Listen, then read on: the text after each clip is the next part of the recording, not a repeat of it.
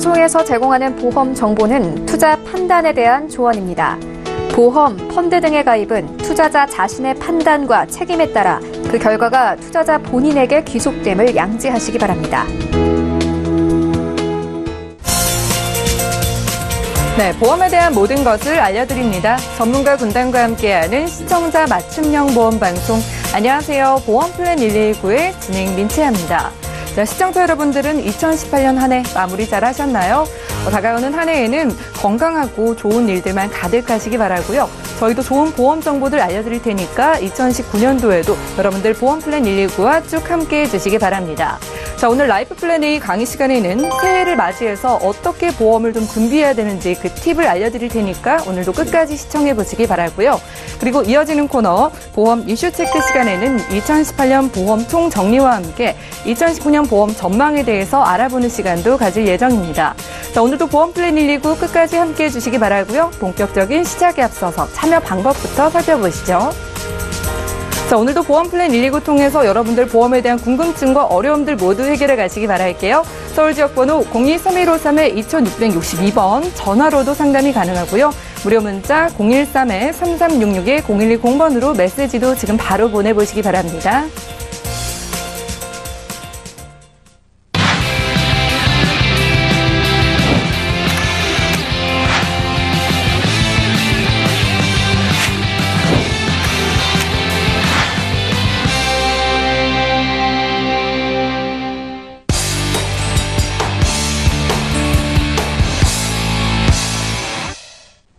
네, 시청자 여러분들의 보험 도우미 보험플랜 119 본격적으로 시작합니다.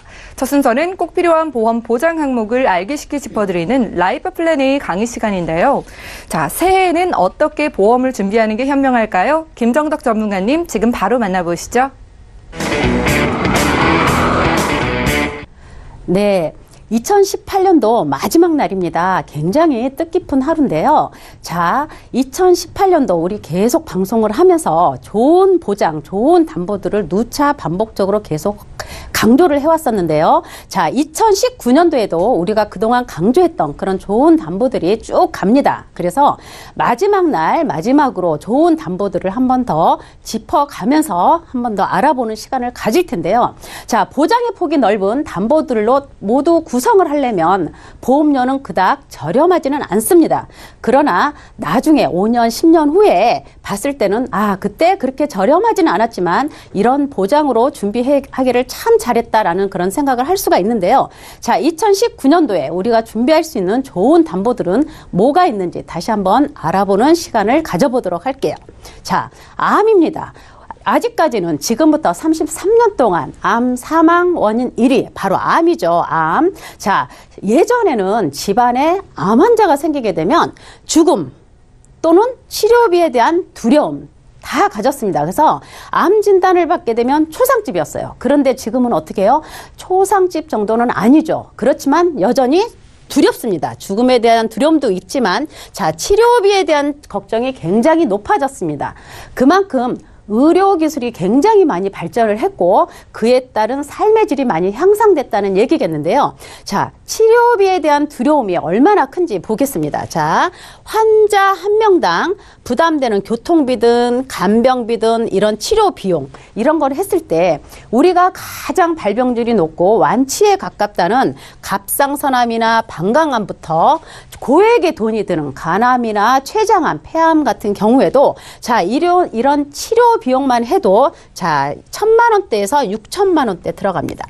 그런데 우리가 암 진단 받을 때는 과연 치료만 할까요? 소득도 단절됐고 치료비 못지않게 부수적으로 들어가는 비용들이 굉장히 많습니다. 그래서 이런 치료비를 포함한 그런 모든 부분을 했을 때는 암 진단비가 여유 있게 넉넉하게 준비가 돼야 된다라는 말씀을 드리고요. 자, 암은 세포입니다. 세포. 그래서 우리가 보통 암은 세포 활동이 왕성할 때 진단을 받게 되면 굉장히 전이가 빠르다 그랬어요. 그런데 암 세포는 우리 모든 머리끝부터 발끝까지가 세포 활동으로 이루어져 있죠.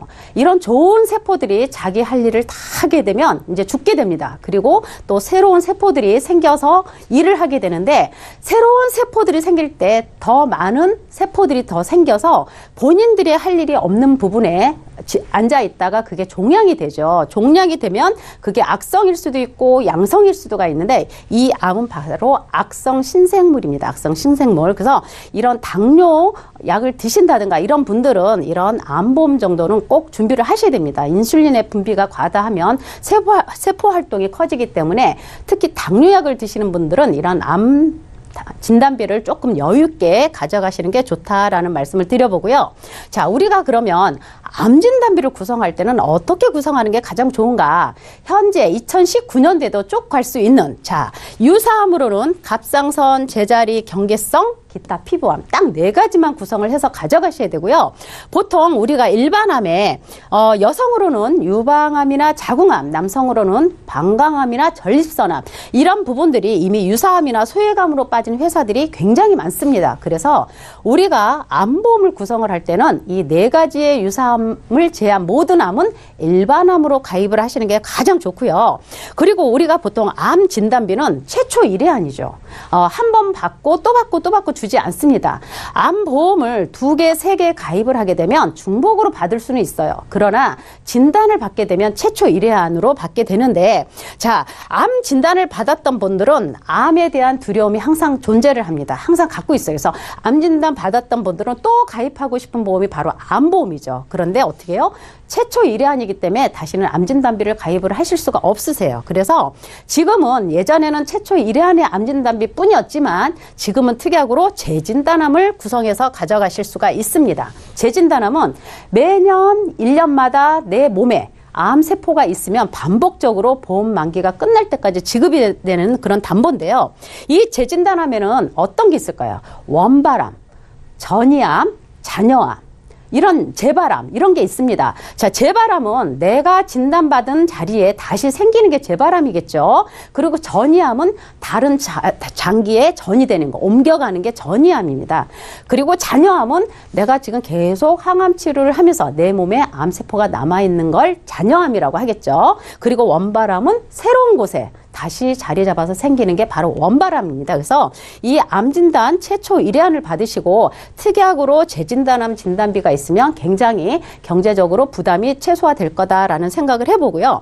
보통 이 재진단암은 우리가 일반암 진단비 못지않게 보험료가 비쌉니다. 왜? 반복적으로 보험 만기가 보험이 살아있는 동안은 지급을 해줘야 되는 담보이기 때문에 굉장히 비싼 담보 중에 하나예요. 그래서 재진단암은 보통 특약으로 갱신으로도 많이 가져가실 수가 있습니다. 저렴하게. 그래서 가성비를 따져서 갱신으로 특약에 구성을 하신다면 훨씬 더 여유 있는 보장의 폭을 가져갈 수 있다라는 말씀을 드려보고요. 자, 그 다음에 우리가 발병률이 높은 3대 질환이죠. 최초 1위가 암이면 뒤에는 뇌와 심장입니다. 근데 뇌와 심장은 순서가 많이 바뀌죠. 발병률이. 자, 뇌를 한번 보겠습니다. 우리가 현재 가입하고 있는 증권에 어떤 담보들을 많이 구성하고 계세요? 뇌출혈 진단비 많이 가입하고 계시죠. 그런데 어떻게 해요? 뇌출혈보다 훨씬 더 좋은 게 바로 뇌졸중입니다. 뇌졸중. 자, 뇌졸중은 어떤 진단비 있어요? 뇌출혈 들어가죠. 뇌경색이 들어갑니다. 뇌경색. 뇌혈관 질환에 6, 7명 이상이 바로 뇌경색 진단을 받습니다. 바로 풍이 오는 거죠. 풍이. 그래서 보통 우리가 생명보험이나 일부 손해보험회사에 뇌 쪽 질환의 진단비를 구성하는데 대부분이 이 뇌출혈 진단비로 구성이 돼 있다. 그런데 우리가 뇌 쪽 질환을 준비할 때는 뇌출혈보다는 뇌졸중이 좋다. 그죠? 또 뇌졸중보다 더 좋은 게 어떤 거예요? 특정 뇌혈관 질환입니다. 특정 뇌혈관 질환. 그런데 특정 뇌혈관 질환보다 훨씬 더 폭이 넓은 건 뭐다? 뇌혈관 질환이다. 뇌 쪽 질환에 굉장히 많이 있는 코드 중에 뇌혈관 질환 코드가 다 들어갑니다. 그죠? 그 중에 뇌출혈은 3개밖에 안 들어가죠. 뇌졸중 6개 들어갑니다. 일부 회사가 특정 뇌혈관 질환 진단비를 많이 만들어내는데요. 특정 뇌혈관 질환보다는 특정자가 붙지 않은 뇌혈관 질환으로 구성하는 게 좋다라는 말씀을 드려봅니다. 그리고 우리가 또 가장 진단을 많이 받게 되는 바로 심혈관 질환, 심장이죠, 심장.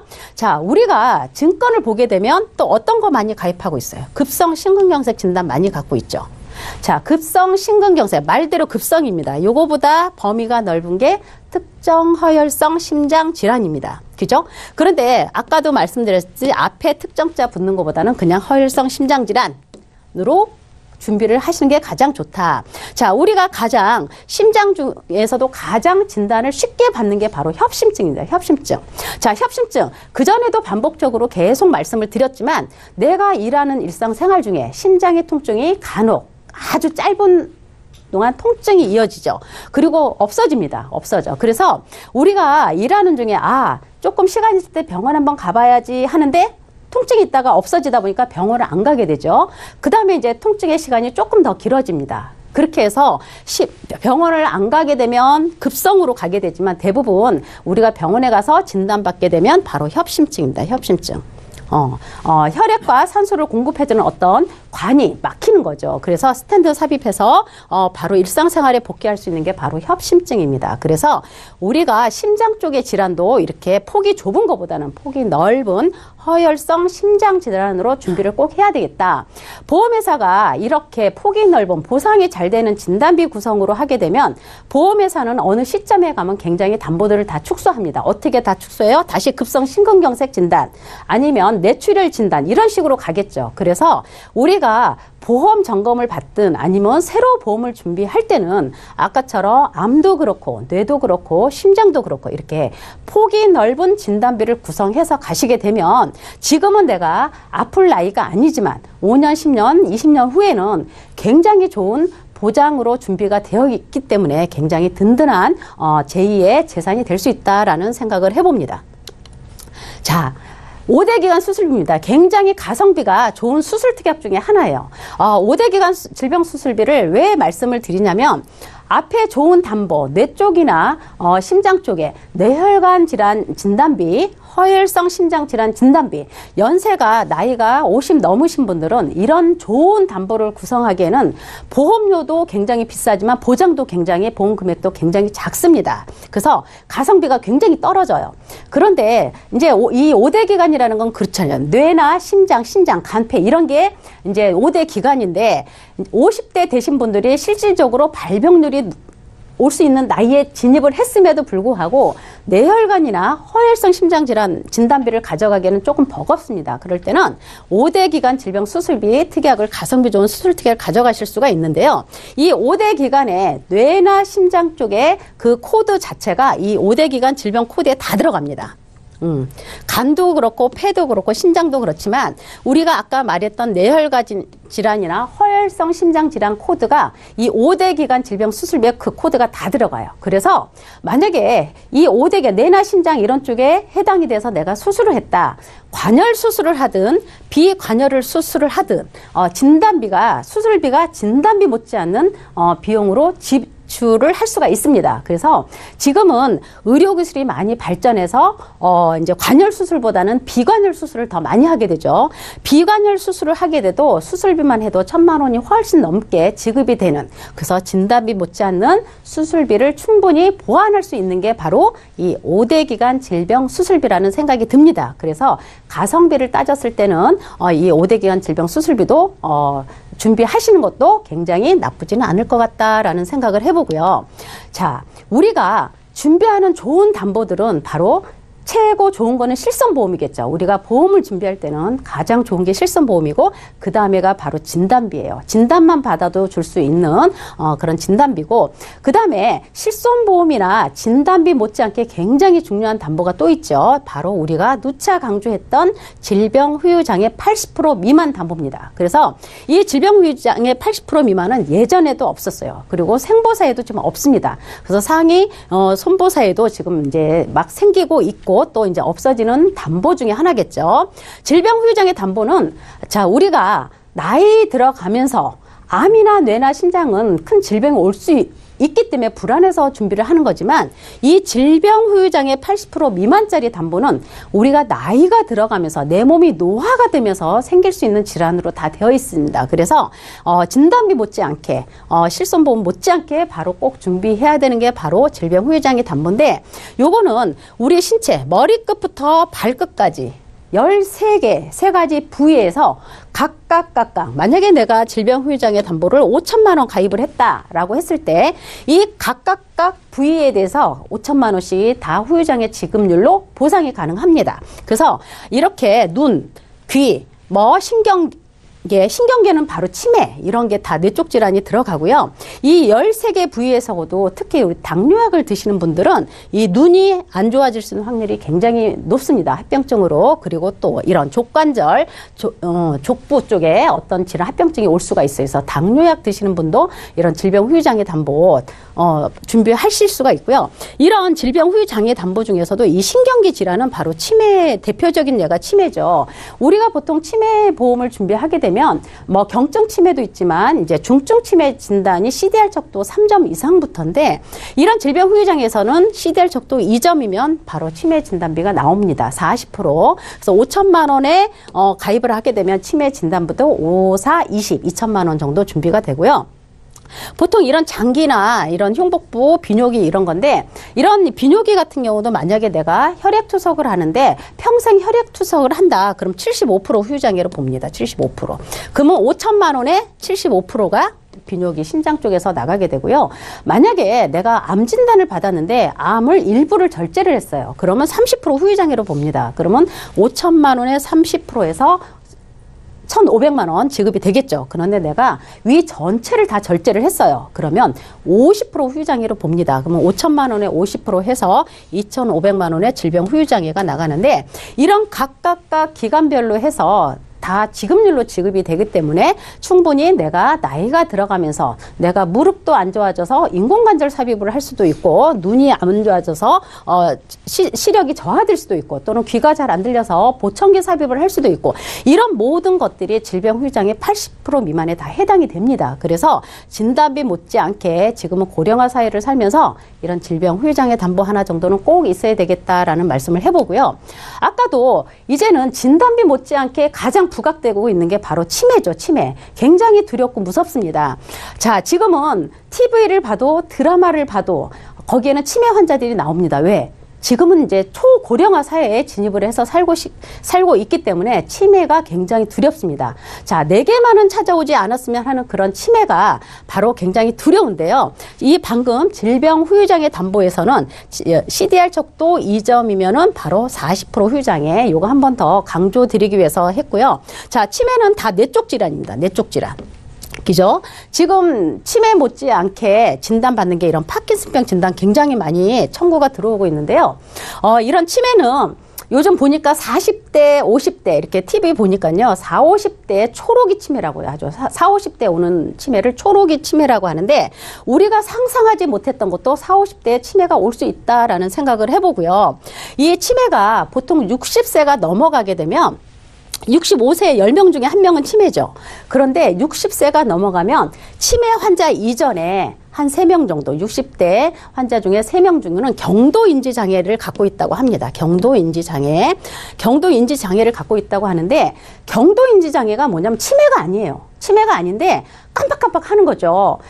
건망증이라고 하기에는 굉장히 심하고 치매라고 하기에는 아닌 중간 단계가 바로 경도인지장애인데요. 경도인지장애는 내가 생활하는데 아무 지장이 없습니다. 다만 내가 나이가 60이 넘어가니까 왜 이렇게 자꾸 까먹지? 잊어버리네. 어디 두고도 잘 못 찾아요. 그런데 힌트를 주면 찾을 수가 있죠. 그래서 걱정이 돼서 병원에 가서 검사받고 진단받는 게 바로 경도인지장애입니다. 경도인지장애를 진단받게 되면 치매로 갈 수 있는 확률이 굉장히 높아진다고 해요. 그래서 미리 경도인지 장애를 진단받게 되면 약을 복용을 하게 되면 이렇게 치매로 가는 시간이 굉장히 길어진다. 그래서 미리 조기에 모든 질병은 조기에 검진받는 게 가장 좋다라는 생각을 해봅니다.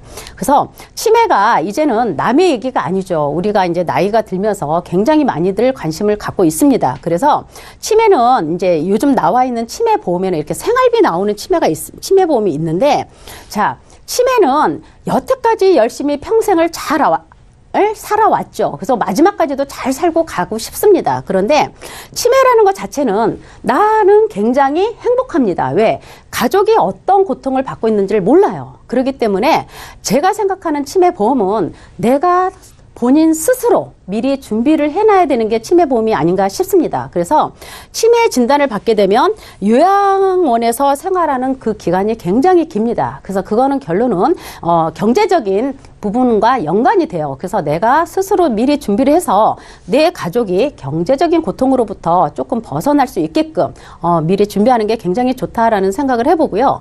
요즘 나와 있는 이 치매보험에는 생활비 주는 치매보험이 굉장히 부각이 되고 있죠. 자, 중증 치매 진단을 할 때는 굉장히 크게 나옵니다. 중증 치매 진단 CDR 척도 3점 이상이면 2천만 원이 나와요. 물론 경증 치매와 중등도 치매 때도 일부가 나옵니다. 그런데 지금은 중증 치매로 봤을 때 중증 치매 2천만 원 처음에 일시금 나오고요. 그리고 이제 매월 100만 원씩 종신토록 나옵니다.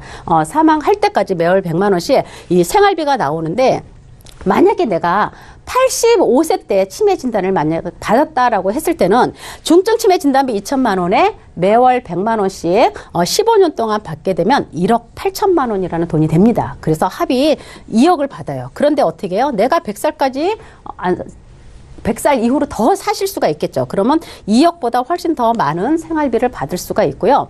만약에 치매 진단을 받았어요. 중증 치매 진단을 받았는데 부득이하고 내가 1년 만에 사망을 했다라고 했을 때는 또 보험사가 이렇게 3년 동안 매월 생활비를 확정 지급을 해줍니다. 그래서 매월 100만 원씩 3년간 하게 되면 3,600만 원. 그래서 중증 치매 2천만 원과 또 3,600만 원 해서 5,600만 원은 확정형으로 지급을 해준다. 그래서 이런 치매 보험은 솔직히 이제 약이 좋아져서 중증 치매로 그게 시간이 길다라고 말씀을 드렸지만 사람 스타일에 따라 다 틀리다고 합니다. 어떤 부분은 굉장히 급격하게 오는 치매도 있기 때문에 본인 스스로 조금이라도 젊을 때 저렴한 보험으로 이렇게 치매 생활비 나오는 이런 치매보험도 하나 준비해도 나쁘지 않다라는 생각을 해봅니다. 그래서 오늘은 예기치 못한 어떤 사고나 질병에 항상 우리가 미리미리 준비하는 게 좋고요.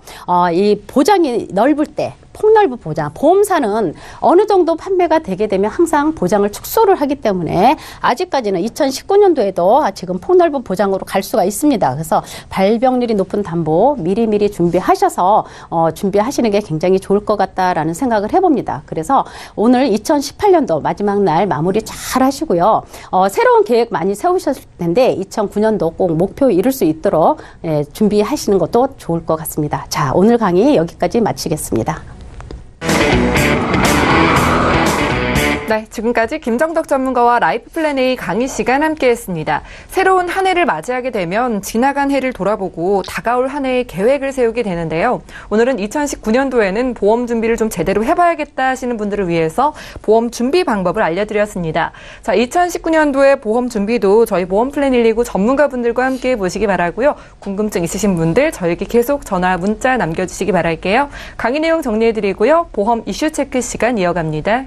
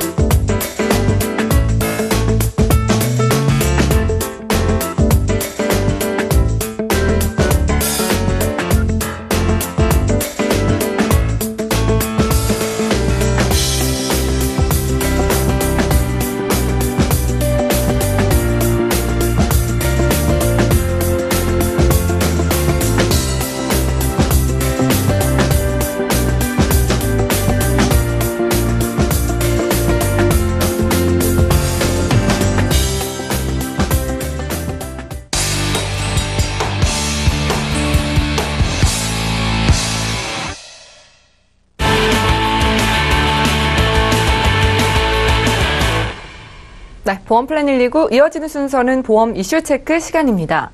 자, 오늘의 주제는 2018년 보험 총정리와 2019년 보험 전망인데요.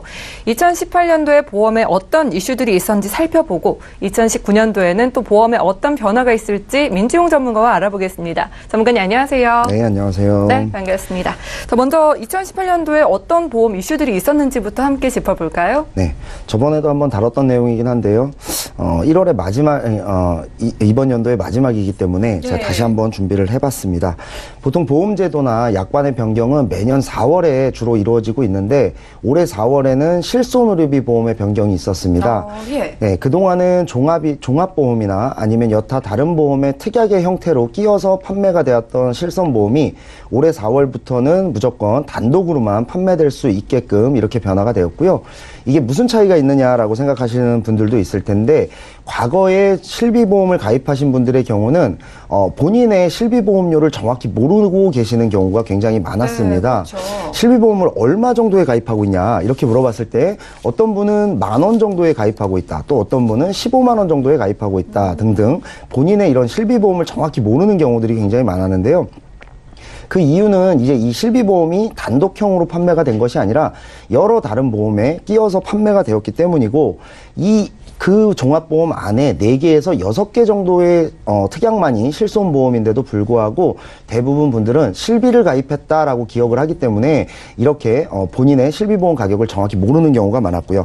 예를 들면은 뭐 CI보험이 뭔지 잘 모르는데 CI보험 안에 내 실비가 끼어 있어서 나중에 이 사실을 알게 된 경우에 주보험을 감액하거나 뭐 여러 가지 불편한 경우들이 있었을 수 있고요. 또 이 보험을 정리하고 싶어도 실비가 그 안에 포함되어 있기 때문에 정리를 못한다든지 여러 가지 불편한 경우들이 굉장히 많았습니다. 그리고 또 심지어 이제 실비는 원래 모두 대부분이 다 갱신형인데요. 이거 외에도 암이라든지 입원 특약 같이 굉장히 비싼 특약들도 같이 갱신형으로 이루어져 있다 보면 실비가 갱신될 때 이 특약들도 한꺼번에 같이 갱신이 됩니다. 이런 경우 갱신 시점에 보험료가 너무 많이 오르기 때문에 나는 실비가 너무 비싸다라고 하면서 그냥 잘 모른 채로 보험을 해지해버리는 경우도 심심치 않게 볼 수가 있었고요. 근데 이제 2018년도 4월부터는 이러한 어떤 단점을 보완하기 위해서 실비는 무조건 단독으로만 판매가 되게끔 변화가 된 거고요. 20대 분들의 경우는 실비보험이 거의 10,000원도 하지 않고 30대 분들, 40대 분들도 10,000원대면은 저렴하네요. 맞습니다. 실비보험 가입이 가능하기 때문에 이제는 뭐 어떤 보험을 정리할 때에도 실비보험은 남기고 정리를 할 수 있게끔 이런 식으로 좀 소비자에게 편리한 형태로 변화되었다 이렇게 보시면 될 것 같습니다. 네, 올 4월에 실손보험이 좀 단독으로 판매하게 됐다고 합니다. 자, 그래서 요즘 실손보험 따로, 종합보험 따로 가입을 하는 거군요. 이제 이해가 됐는데요. 예전에는 내가 가진 실비가 얼마인지 모르는 분들도 이제 좀 알게 되었다는 것. 이건 장점인데 실비보험이 좀 단독으로 판매되면 단점도 있을까요? 네, 뭐 저번에도 한번 말씀드렸지만 이 보험을 가입하다 보면은 자필 서명, 그러니까 사인을 하게 되는데요. 실비보험과 종합보험을 따로 가입해야 되다 보니까 보험에 뭐 사인을 2번 해야 되니까 뭐 좀 귀찮고 손가락이 아픈 정도가 단점이다라고 보시면 될 것 같고요. 그 외에는 사실 단점이 없습니다. 보험의 내용이 똑같기 때문인데요. 이렇게 단독형 실손은 사실 2018년도 4월에 생긴 게 아니라 원래도 있었습니다. 다만 2018년도 4월부터는 무조건 단독으로만 판매가 되게끔 변한 거고요. 이 실손보험은 과거에도 단독형이 있었는데 그러면 왜 이렇게 단독형으로 가입한 사람의 숫자는 적고 대부분이 다 종합보험의 형태의 실손특약을 끼워서 이렇게 가입을 하게 됐냐 하면요. 사실 이 실손보험만 봤을 때는 보험사 입장에서는 크게 이윤이 남는 보험이 아니라고 생각을 합니다. 네. 그러다 보니까 어떤 설계사분들의 수당도 좀 적을 수밖에 없었고요. 대부분 다 그래서 종합형 보험에 실손보험을 끼워서 이렇게 판매되는 형식으로 대부분 다 유도가 되었던 거죠. 이런 여러 가지 이유가 맞물려서 그동안은 단독형으로 잘 판매가 되지 않았던 것은 이제는 단독형으로만 판매가 되기 때문에 이런 부분은 정말 소비자 입장에서 환영할 만한 일이 아닌가 생각을 합니다. 예, 단독 실손보험의 단점이 거의 없다고 말씀을 해주셨어요.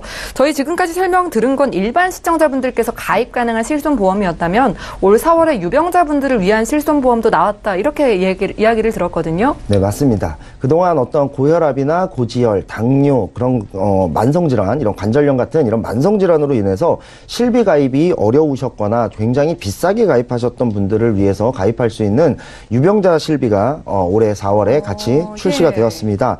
먼저 화면에서 한번 보시면요. 65세가 넘으신 분들 중에 무려 89%의 어르신들이 고혈압이나 고지혈, 당뇨와 같은 이런 만성질환을 하나씩 가지고 계셨고요. 그 다음에 2개 이상, 3개까지도 가지신 분들의 숫자도 지금 화면에 나오다시피 굉장히 많은 숫자를 보실 수가 있습니다. 당연한 얘기지만 이런 만성질환을 겪고 계신 분들은 당연히 합병증이 좀 많이 걱정이 되시고 당연히 실손보험이 더욱더 필요하신 분들이거든요. 그런데 이런 만성질환이 있다라는 이유로 그동안 실손보험을 가입하지 못하고 계셨던 분들이 굉장히 많았는데 이 유병자 실손보험이 출시가 되었기 때문에 지금이라도 이 유병자 보험에 조금 관심을 가지시는 게 좋을 것 같고요. 물론 유병자 실비다 보니까 가격이 그렇게 저렴하지만은 않습니다. 뭐 보험사에 따라서 조금씩은 다르지만 50대 분들의 경우 약 4, 5만 원대, 그리고 60대 분들의 경우는 55만 원에서 7만 원대 정도로 생각을 하시면 될 것 같고요. 일반 실손보험의 경우는 가입 시기에 따라서 어떤 분들은 100% 보장을 받기도 하고 어떤 분들은 90%, 또 어떤 분들은 80에서 90% 이렇게 보장을 받는 데 비해서 유병자 실손은 70%만 보장을 합니다. 그러다 보니까 작은 질병에 대해서는 크게 혜택이 없는 게 아니냐, 그리고 가격은 너무 비싼 게 아니냐라고 생각을 하실 수가 있는데요. 혹시라도 지속적으로 병원비가 들어가야 되는 경우라든지 몸이 크게 아픈 경우에는 이 실손보험만큼 기본이 되는 보험이 없기 때문에 조금 가격이 비싸다 하더라도 이 실손보험을 꼭 준비를 하시는 것이 좋겠고요. 또 다음 화면에 나오는 대로 가입 조건은 이러합니다. 어떤 만성질환이 있는 분들은 굉장히 서류 제출도 많았고요. 굉장히 복잡한 가입 절차가 있었는데 이 유병자 실손보험의 경우는 3개월 이내에 새로운 진단을 받은 것이 있는가, 그리고 2년 이내에 입원 수술을 한 경력이 있는가, 이러한 정도의 간단한 가입 절차만 거치면 누구나 다 가입이 될 것 같고요. 또 이 실손보험은 유병자나 일반 실손보험이나 모두 다 갱신입니다. 그러다 보니까 혹시나 갱신이 많이 돼서 돈이 많이 오르지 않을까 걱정하시는 분들도 굉장히 많은데요. 사실 실손보험의 젊은 분들의 경우는 체감하지 못할 정도밖에 오르지 않기 때문에 아까 말씀드린 대로 만약에 내 실손보험만 많이 오른 것 같다라고 한다면 다른 특약이 또 갱신형으로 있지 않은가, 그걸 보셔야 되고요. 실손보험의 경우만 따졌을 때는 젊은 분들의 경우는 거의 체감하지 못할 정도로만 갱신이 되고 대부분 50대 이상의 분들이 갱신 시점에 좀 걱정이 되실 텐데요. 과거에는 이 실손보험의 갱신 폭을 보험사가 결정을 했기 때문에 굉장히 많은 폭으로 갱신이 되기도 했고 2016년에서 2017년도 갈 때는 최대 32%까지도 갱신이 됐기 때문에 이런 부분 걱정하시는 분들이 많았는데 이 부분도 2018년도에 어느 정도 정리가 됐습니다. 최대 25% 이상 인상하지 못하게끔 규정이 정해져 있기 때문에 25% 크게 갱신되는 분들의 경우는 최대 아마 나이폭에 걸리시는 분들일 거고요. 대부분의 분들은 과거보다는 갱신도 조금 더 많이 되진 않는다, 이렇게 보시면 될 것 같습니다. 네, 알겠습니다. 유병자 분들에겐 정말 희소식인 것 같습니다. 특히나 만성질환을 앓고 계신 분들, 이 유병자 실손보험에 좀 주목을 해보시면 좋을 것 같고요. 자, 그러면 실손보험 이외에는 또 어떤 이슈들이 있었을까요? 네, 화면을 한번 보겠는데요. 그동안 굉장히 많이 보셨던 그림일 것 같아요. 이제 고령화를 넘어서 초고령화 시대로 온다고 얘기를 하는데요. 이런 고령화 시대에 가장 걸맞는 특약이 바로 이 질병 후유장애 특약입니다. 여러 번 방송에서도 중요하다라고 많이 소개가 된 바 있는데요. 특별한 이슈가 없어도 내 몸의 노화로 인해서 자연스럽게 찾아오는 노화로 인해서 생길 수 있는 모든 후유장애를 말합니다. 이 질병 후유장애, 그리고 다쳐서 생기는 상해 후유장애까지 이 모든 후유장애에 대한 보험금은 지금 화면에서 보고 계시는 이 장애분류표에 따라서 지급이 되는데요. 이 장애분류표가 올해 4월에 12년 만에 개정이 됐습니다. 12년 만에요? 네, 12년 만에 개정이 되었기 때문에 사실은 이게 개정될 때 대부분의 분들이 질병 후유장애 특약이 축소가 될 수도 있다라고 해서 올해 상반기에 굉장히 많은 분들이 문의가 있었고 또 4월 전에 축소가 되기 전에 가입해야 된다라는 분들이 많아서 3월 달에 굉장히 많은 분들이 가입을 한 것으로 제가 기억을 합니다. 실제로 어떤가요? 실제로 장애분류표상의 퍼센테이지가 줄어든 것은 맞습니다만 저는 개인적으로 무조건 보장이 줄었다라고 보지 않는 이유는요.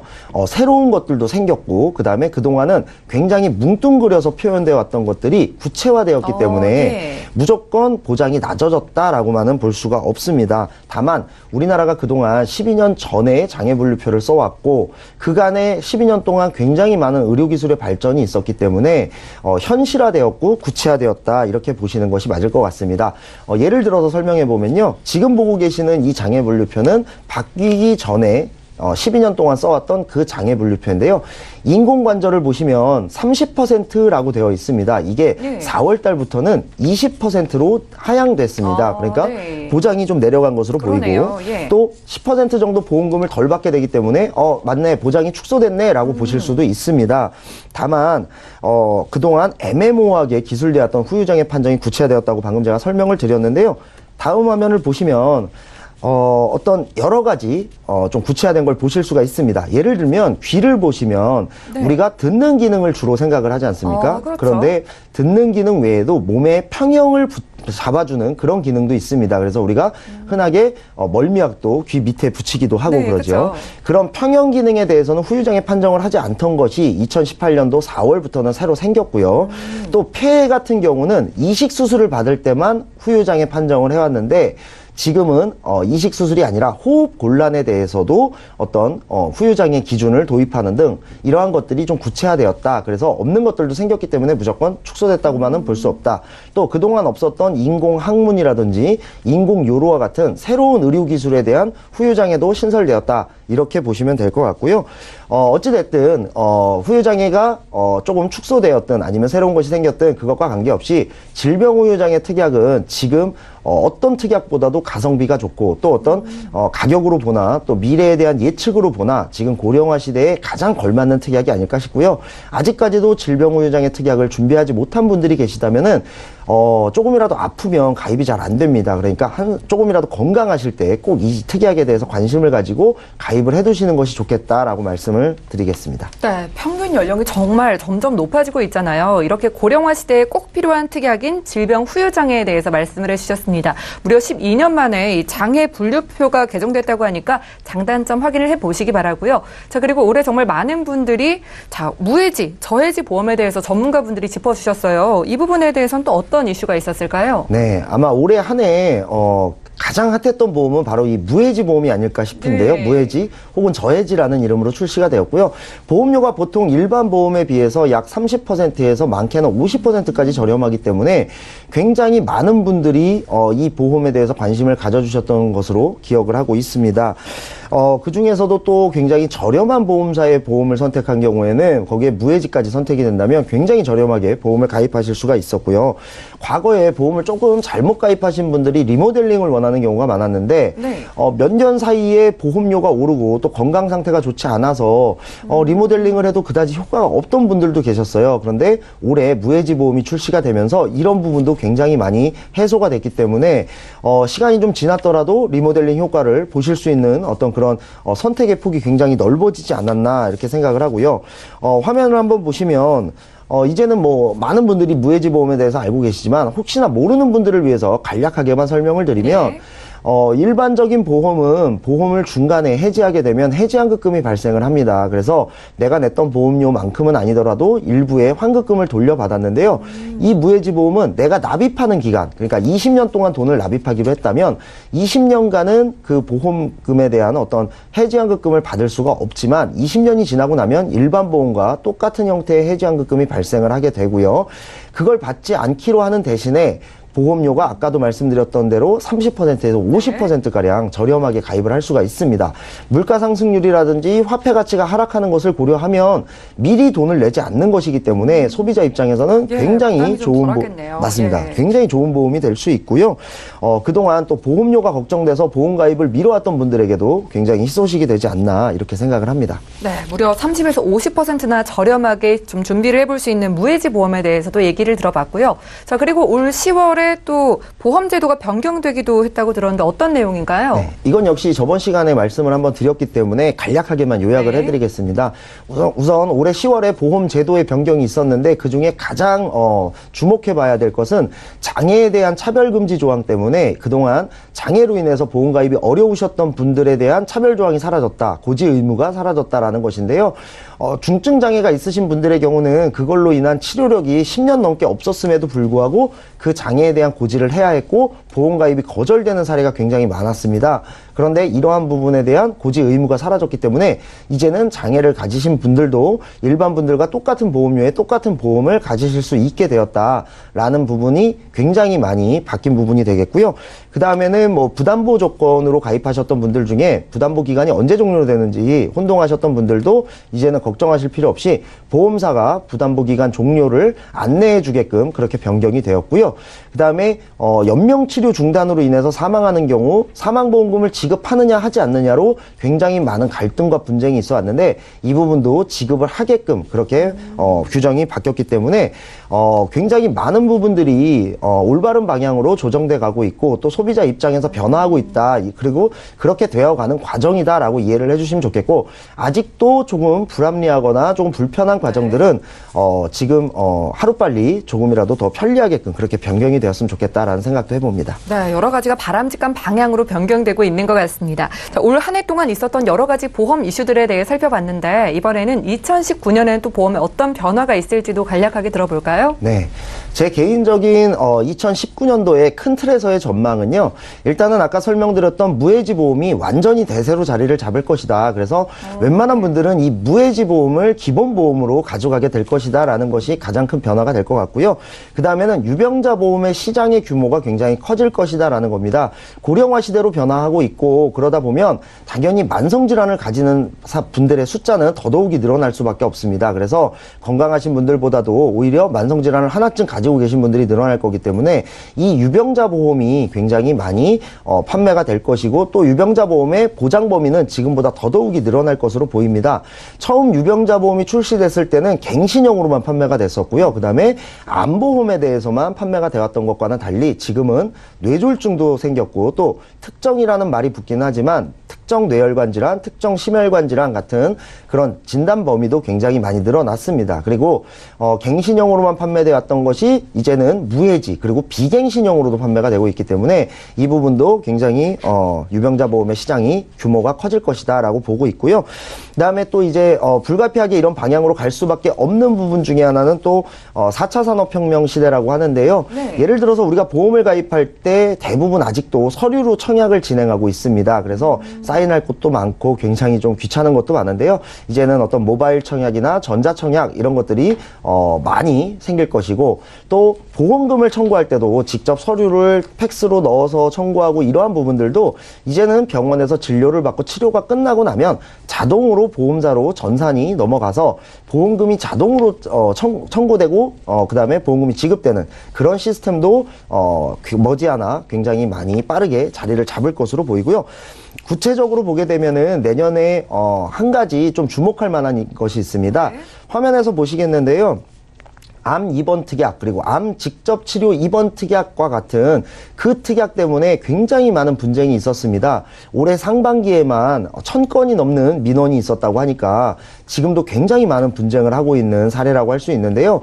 예를 들면 암보험을 가입했는데 내가 암으로 인해서 암수술이나 항암 치료를 받는 입원에 대해서는 그동안 암병동에서 하는 입원은 암 입원으로 인정을 해왔지만 요양병원에서 하는 입원 같은 경우는 암 입원으로 인정을 하지 않겠다라는 보험사 방침 때문에 고객 입장에서는 굉장히 불합리하다라고 해서 이런 민원과 분쟁이 끊이지 않았는데요. 내년에는 이 부분이 분리돼서 특약별로 정리가 될 것 같고요. 그 다음에 암 직접 치료 입원이냐, 암 간접 치료 입원이냐 이런 부분들도 약관에 굉장히 구체적으로 명시가 될 거기 때문에 이런 분쟁들은 하루빨리 좀 매듭이 지어지고 그리고 앞으로는 생기지 않기를 진심으로 바라봅니다. 네, 알겠습니다. 오늘 민지용 전문가와 함께 보험 이슈 체크 시간 함께 했는데요. 다가오는 2019년도에 나만의 보험 계획 세우시고 싶으신 분들 지금 보험 플랜 119로 연락 주시기 바랄게요. 저희가 제공해드리는 정보들은 투자 판단에 대한 조언일 뿐 해당 보험의 가치와 수익률을 보장하지 않는다는 점 기억해 주시기 바라고요. 여러분들은 맞춤형 보험 솔루션 프로그램 보험 플랜 119 시청하고 계십니다. 전화 문자를 통해서 여러분들 상담 지금 바로 받아보실 수 있으니까요. 연락 적극적으로 주시기 바랄게요. 전화 연결 먼저 돼 있다고 하니까 받아보겠습니다. 여보세요? 여보세요? 네, 반갑습니다. 네, 안녕하세요. 예, 저희가 상담 도와드릴게요. 어떤 고민 있으신가요? 네, 지금 제가 CI 종신보험을 가지고 있는데, 예. 이게 뭐 좋지가 않다고 해가지고, 제가 얼마 전에 그 네. 수속 보완을 했는데요. 네, 잘 되어 있는지 좀 확인 좀 하려고요. 아, 네. 보안 차원에서 연락을 주신 것 같아요. 올해 나이가 네. 어떻게 되실까요? 저 지금 30살이요. 올해 30살이고요. 네. 자, 지금 그러면은 CI 종신보험을 변경을 지금 하신 상태의 증권을 보내주신 거죠? 네. 네, 저희가 자세한 내용은 전문가분께서 여쭤보실 수 있는데요. 전화 끊지 네. 마시고 잠시만 기다려주세요. 네. 네, 시청자께서 문의 주신 사항 정리부터 해보겠습니다. 자, 올해 30 되신 여성분의 증권인데요. 교보생명 CI 종신보험, 그리고 메리츠와즈에서는 알뜰 건강보험과 M드라이브 운전자 보험을 20년 납 100세 만기 상품으로 준비를 해주셨습니다. 총 보험료는 23만 2천 원 납부하고 계시네요. 자, 문의 사항 확인을 해볼게요. 자, CI 종신보험을 가지고 있어서 얼마 전에 보험 리모델링을 했는데 이게 잘 보완한 건지 전문가의 의견 들어보고 싶다고 하셨습니다. 민지용 전문가님 연결해 드릴게요. 네, 안녕하세요. 네, 안녕하세요. 네, 지금 CI보험 같은 경우는 꽤 오래전에 가입을 해두신 것 같은데, 네. 본인이 알아보신 건가요? 아니면 부모님께서 가입해 주신 건가요? 부모님이요. 아, 예. 일단은 지금 CI보험이 안 좋다라고 그냥 이렇게만 알고 계신 것 같은데, 간략하게 네. 좀 설명을 드리면요. CI보험 같은 경우는 사망보험금과 그다음에 중대한 질병을 보장하는 보험이다 보니까 아무래도 좀 보장 범위가 좁을 수밖에 없어요. 그래서 알고 계신 대로 좀 단점이 많은 보험이다 이렇게 보시면 될 것 같고요. 네. 종신보험의 경우는 나중에 환급받는 부분도 많은데 CI보험 같은 경우는 환급률도 낮기 때문에 나중에 연금 전환이 가능하다 하더라도 환급금이 일반 종신보험에 비해서 적은 부분도 있고요. 그다음에 아까 말씀드린 대로 보장 범위도 굉장히 좁기 때문에 아직 어리신 나이에 가입할 수 있는 보험으로 보이지는 않고요. 그다음에 다만 이 CI보험에 실손의료비 특약이 함께 포함이 돼 있고 그다음에 또 8년 정도 이 금액을 내셨기 때문에 무조건 해지를 한다기보다는 이 실손의료비 보험을 남긴 상태에서 주계약을 최소로 감액하시는 게 좋을 것 같아요. 그래서 이 당시 가입하신 실손보험은 지금 나오고 있는 실손보험보다 훨씬 좋기 때문에 해지는 하시지 말고 이거를 네. 주계약만 감액해서 유지를 해주셨으면 좋겠고요. 네. 그 다음에 이제 이게 안 좋다라고 하니까, 그 알뜰 건강보험을 아마 추천받아서 가입을 하신 것 같아요, 최근에. 맞나요? 네네. 네, 그런데 이 알뜰 건강보험 같은 경우는 무해지 보험이긴 한데요. 지금 시청자님 나이에 가입하기에는 역시 이것도 보장 범위가 좀 좁아요. 지금 시청자님 나이에는 뇌혈관질환 진단비라는 뇌에 대한 100%를 보장하는 특약을 가입할 수 있는데 이 보험은 지금 뇌졸중으로 돼 있고요. 그다음에 심장 같은 경우도 허혈성 심장질환 진단비와 같이 100% 보장할 수 있는 특약을 가입할 수 있는데 지금 급성심근경색만 가입이 돼 있고 이렇게 되면은 전체 심장질환의 한 10%, 15%밖에 보장을 못 받는 거거든요. 그러니까 지금 이거는 시청자님 나이에 가입하는 보험보다는 조금 더 보장 범위가 좁기 때문에 상품의 선택이 좀 잘못되었다 이렇게 보이고 이 보험보다는 지금 시청자님 같은 경우는 무해지 어린이 보험을 가입하실 수가 있는 나이고요. 그다음에 지금 현재 이 보험에 없는 질병우유장애 특약도 어린이 보험에서 가입이 가능하시거든요. 혹시 지금 방송을 보다가 전화를 주셨나요? 아, 네. 그러면 앞에 제가 그 무해지 보험과 관련해서 질병우유장애 특약도 조금 설명한 거를 조금 보셨을 텐데요. 자세한 거는 제가 방송 이후에 전화로 다시 한번 설명을 드리겠지만요. 손해보험사의 무해지 어린이 보험을 선택하시면 지금 화면에서 보시는 대로 뇌혈관 질환 진단비나 허혈성 심장질환 진단비도 가입이 가능하시고 그 다음에 질병우유장애 특약도 가입이 가능하시고 그 외에 기타 더 좋은 특약들도 충분히 가입이 가능하시면서 가격 또한 저렴하기 때문에 알뜰건강보험보다는 CI보험을 조금 줄이시고 그 다음에 알뜰건강보험을 변경하셔서 무해지 어린이 보험을 선택을 하시는 게 좋겠고 지금 운전은 하고 계신가요? 네. 네, 운전자 보험을 따로 가입을 하셨는데 무해지 보험에는 운전자 보험이 없기 때문에 운전자 보험을 따로 가입을 하신 거는 잘 하신 것 같고요. 이 특약들도 잘 활용을 하셔서 상해나 운전자 쪽에 대해서도 잘 보장을 받고 유지를 하시면 좋을 것 같습니다.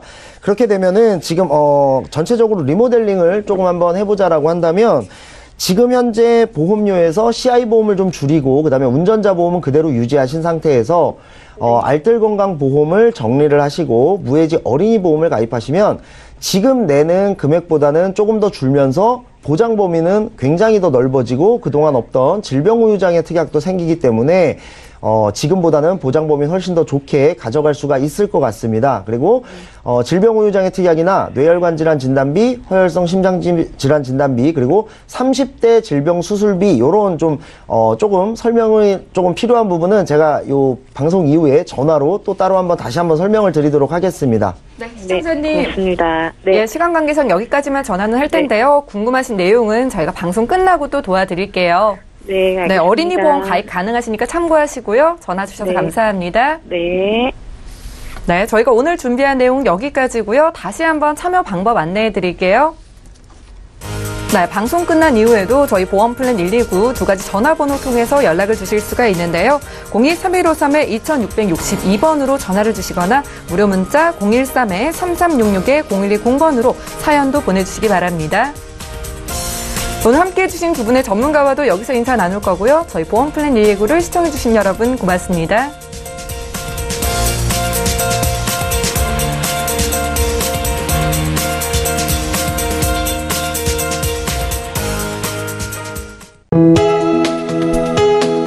본 방송에서 제공하는 보험 정보는 투자 판단에 대한 조언입니다. 보험, 펀드 등의 가입은 투자자 자신의 판단과 책임에 따라 그 결과가 투자자 본인에게 귀속됨을 양지하시기 바랍니다.